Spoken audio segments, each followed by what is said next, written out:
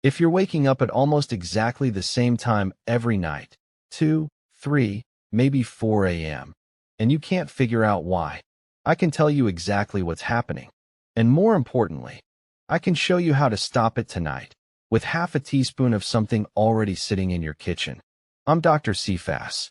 And if you're over 60 and you want to stay strong, sharp, and independent, you're exactly where you need to be. Welcome to Senior Wellness Explained.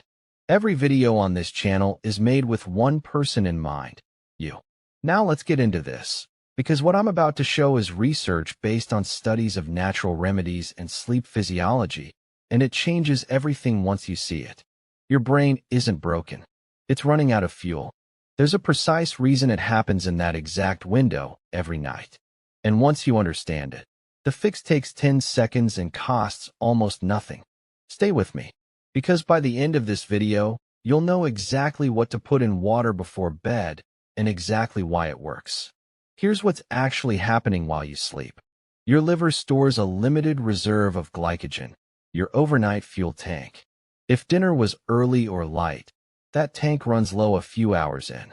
The moment your brain senses that drop, it fires an emergency signal, a sharp spike of cortisol and adrenaline, the same chemicals your body releases in a crisis. Your heart rate climbs. You might sweat, and you're yanked straight out of sleep. For a huge number of people over 60, that emergency lands right around 3 a.m., exactly when cortisol naturally starts its first climb of the day. You've been blaming stress, blaming age, accepting, I just always wake up at 3 as a fact of life. It's not. And there's a simple combination you can stir into water before bed that keeps that fuel tank topped off, so the alarm never goes off. Not a supplement. Not expensive. In a moment, I'll show you exactly how much to use and why the amount matters more than most people think. Quick check. Do you wake up at 3 a.m. and your mind immediately starts racing, even though nothing is wrong? Heart beating a little faster than normal? Slight sweat, even in a cool room? Do you lie there for 30, 60, sometimes 90 minutes, then wake up groggy no matter how many hours you got? Does it feel like your body is hitting an internal switch, almost on a schedule, night after night? If even one of those sounds familiar, keep watching.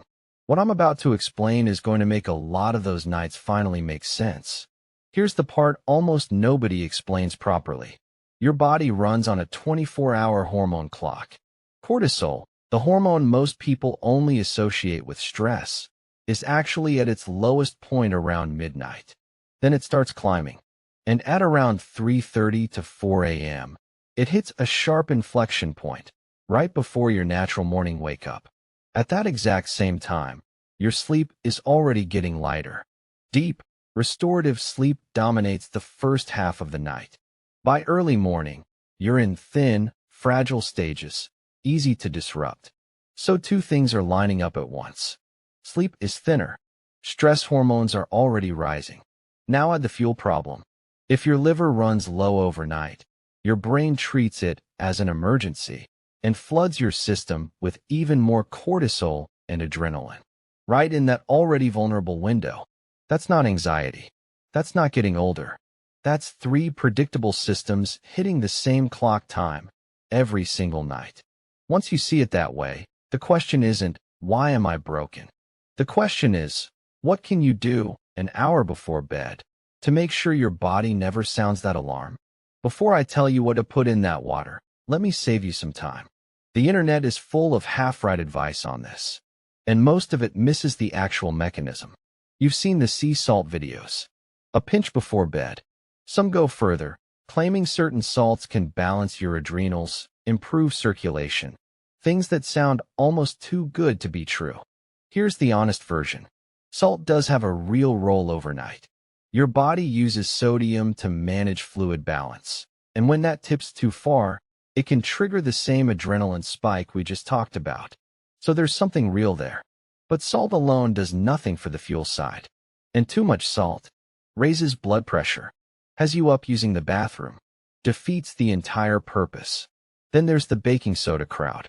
Half a teaspoon in water before bed. Again, something real here, but narrow. If your 3 a.m. wake-ups come with heartburn or chest discomfort, baking soda can help. But if it's the racing heart, wide awake for no reason kind, baking soda isn't touching the actual trigger. So what if you could address both sides at once? The fuel side and the stress hormone side at the same time? That's not a new idea. It's one of the oldest sleep remedies there is. And it's been sitting in your kitchen cabinet the entire time. 2 ingredients. Half a teaspoon total. And the way you combine them is what makes all the difference. Here's the combination. 1 teaspoon of raw honey. A 1/4 teaspoon of unprocessed sea salt. Stirred into a small amount of warm water. Taken 30 to 45 minutes before bed. Honey and salt. I know how that sounds. But stay with me, because each one is doing a specific job. The honey goes first. It's a natural mix of fructose and glucose. Your liver processes that fructose almost immediately, converting it into glycogen, the exact fuel reserve that runs low overnight. So instead of your liver hitting empty at 3 a.m. and sounding the alarm, it starts the night with a full tank. There's a second effect. That small rise in blood sugar triggers a gentle insulin response, which clears competing amino acids from your bloodstream. That makes it easier for tryptophan to reach your brain. Tryptophan is what your brain uses to make serotonin, and eventually melatonin, your natural sleep hormone. 1 spoonful of honey, refueling your liver and quietly supporting sleep hormone production at the same time. Then the salt. That 1/4 teaspoon isn't doing anything mystical. Its job is simple. It helps your body hold on to enough fluid and sodium overnight, so it never needs to trigger that adrenaline cascade in the first place. Fuel side covered. Stress hormone side covered. At the exact time both systems are most vulnerable. One important note before you try this. For most healthy adults, a teaspoon of honey and a 1/4 teaspoon of salt is genuinely negligible. Low risk, low cost. But if you're managing diabetes or prediabetes, talk to your doctor first. Even small amounts of sugar can matter for your numbers. If you have high blood pressure, heart failure, or kidney disease, same thing. Check with your doctor before adding extra sodium to your routine. Your safe limits may be different. For everyone else, this is about as simple and low risk as a sleep habit gets. But getting the timing and the ratio right matters more than most people realize. And that's exactly where most people get it wrong. Here's where most people mess this up. Usually one of 3 things. Mistake 1, doing it too early. Some people take this right after dinner. But the whole point is to top off your tank right before the overnight fast begins. Take it 2 or 3 hours early. Your body burns through that glucose before you're even asleep. You're right back to running low by 3 a.m. The sweet spot is 30 to 45 minutes before you actually turn the lights off. Mistake 2, wrong honey or skipping the salt. Heavily processed honey has already lost what makes it effective. Look for raw or minimally processed. And the salt isn't optional. Leave it out and you've only solved half the problem. Same as the salt-only and honey-only crowds we talked about earlier. Mistake 3, and this is the big one, taking more. A teaspoon of honey and a 1/4 teaspoon of salt is the amount that works for this specific purpose. People don't see results after 1 or 2 nights and double the dose. That's backwards. More honey means more sugar than your liver needs, which can work against you. More salt pushes you into the range where it raises blood pressure and has you up using the bathroom, which brings back the exact disruption you're trying to eliminate. This isn't a more is better remedy. It's a precise one. Get those 3 things right. Timing, ratio, type of honey, and you're giving your body exactly what it needs. Nothing more. So what can you actually expect? Night 1, don't expect a miracle. Some people notice it immediately. Most don't. That's fine. This isn't about one dramatic night. It's about removing the trigger consistently. By the end of week 1, pay attention. Are the wake-ups happening less often? Are you falling back asleep faster when they do? That's usually the first real sign it's working. Not that the wake-ups vanish overnight, but that the intensity and frequency start to soften. Give it 2 to 3 weeks before you decide if it's working.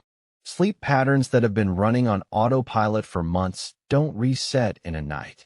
But most people find that by week 2 or 3, those 3 a.m. wake-ups have gone from almost every night to occasionally. And when they do happen, they're back asleep in minutes instead of an hour. One honest note before we wrap up. If you try this consistently for a few weeks and you're still waking up at 3 a.m., especially if it comes with loud snoring, gasping for breath, or you wake up feeling like you never slept at all, talk to your doctor. That could be sleep apnea, and no amount of honey and salt will fix that. This isn't about replacing your doctor. It's about giving your body what it actually needs on the nights when the trigger is exactly what we just walked through. If this finally explains something that's been confusing you for months, send it to someone who needs it. A parent, a sibling, a friend who keeps telling you they just don't sleep through the night anymore. This might be the simplest thing that's ever made sense of it for them. And if you want more breakdowns like this, simple, honest explanations of what's actually happening in your body and what genuinely helps, subscribe. That's exactly what's coming next.